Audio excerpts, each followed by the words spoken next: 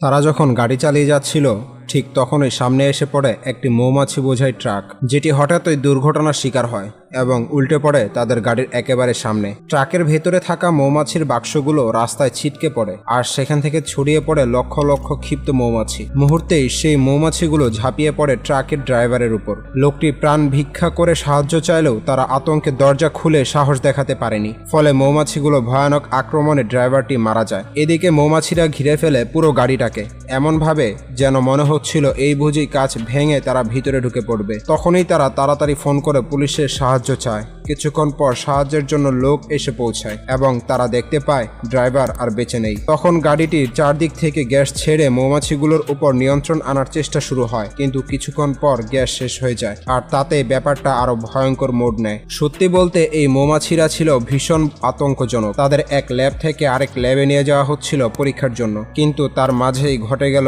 এই ভয়াল ঘটনা। একটা কথা বলি, মন দিয়ে শোনো। তুমি হয়তো টিকটকে আমার ভিডিও দেখছো, হয়তো আগেও দেখেছো, হয়তো ফলোও করো।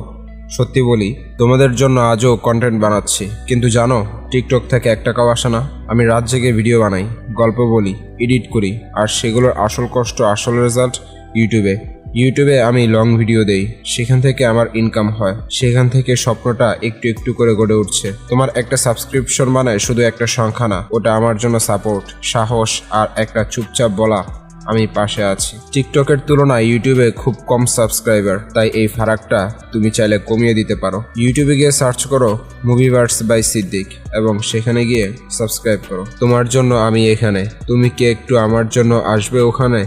এরপর কি হবে, তাদের ভাগ্যে কি অপেক্ষা করছে সেটি জানতে চাইলে ভিডিওটিতে লাইক দিন, সাবস্ক্রাইব করুন আর কমেন্টে লিখুন পার্ট 2।